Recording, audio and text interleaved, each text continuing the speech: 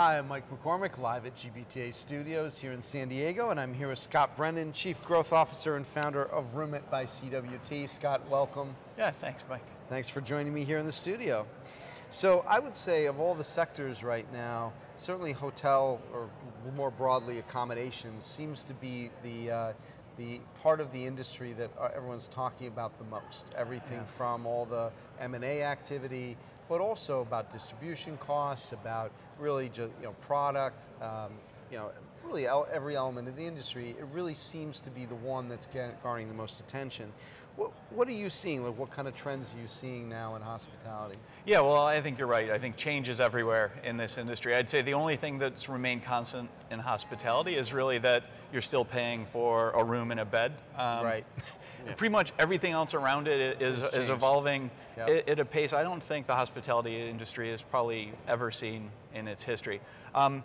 Big trends, as you talked about, there's a consolidation of ownership of brands, and the evolution continues of hospitality companies going from property owners to brand management companies where the real estate is really owned by others. The other big change I see from a brand perspective is the rise of the soft brand concept. Right. I don't know that there's a major brand out there today that doesn't have at least one soft brand, which speaks to also the need to address local content and more boutique feeling hotels within the environment of a chain where you've got a loyalty program and a distribution engine to help drive that volume for the brands. Yeah, it's really amazing to me. I talked about it on stage and a few times about, I always find the hospitality industry, hotel industry very different in that they seem to love to collect and create brands. Like it's like the more the merrier. Yeah. And as opposed to really every other industry that goes to great lengths to try to consolidate or focus behind one brand. Yeah. And again, it seems to me at times like it's not very efficient when you're trying to create. But they seem to, I must be wrong, because man, like every single major group, it just keeps producing new brands, new names all the time. Yeah, I think it's less about driving cost efficiency and more about having a hotel brand for every demographic. Right. Right, and so every traveler is looking for different things in every stay. The real challenge, I think, for the big brands is going to be, how do I make sure that consumers know what each of these brands actually stands for? Right. Yeah, and it's a lot to remember, it depending and defined, to build that loyalty or retain that loyalty. Yeah. So, speaking of the consumer, right? The big topic always is consumerization, and it's being used. It seems to be on everybody's lips these days. What does that mean from your perspective? What are you seeing relative to consumerization? Yeah, sure. So for me, it means two things. It means breadth of choices, and you're seeing Booking.com and the Ian Group coming in and offering additional content sources, so more ways to buy hotels and ways to buy hotels that didn't participate in the GDS. Right.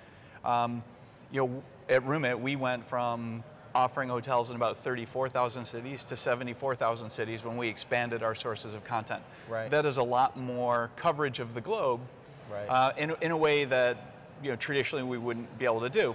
But content's sort of the easy part, right? Anybody can get content.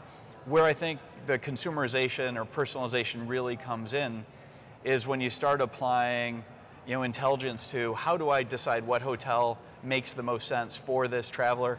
Which of the rates that are offered in that hotel really are going to resonate with that corporate client and for the traveler at the same time? So it's really taking a lot of that experience that you expect as a consumer, as an individual going on vacation with your family, and bringing that level of choice and those degrees of freedom into your corporate travel in a way that doesn't upset the travel manager. So last question, so on a personal note, so you've worked for big companies like Hilton, GE, you've been, you're in a startup mode now. Yeah. How are you enjoying that as part in your career? I love it. I absolutely love it. Even at GE, I was involved in 2 turnarounds, and the first greenfield startup, GE Capital, had tried to run in over a decade. Right.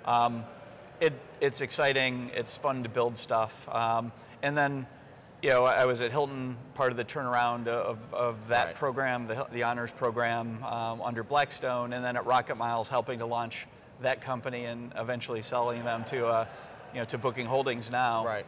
All of them have been very different experiences, but they've all been a ton of fun. And Rocket Miles, RoomIt is absolutely no different, right? It is a fast growth environment within the confines of corporate travel. Right. Well, good luck with that. Yeah, and thank you. Thank you for your insight. Scott Brennan from RoomIt, and I'm Mike McCormick, live from GBTA Studios here in San Diego.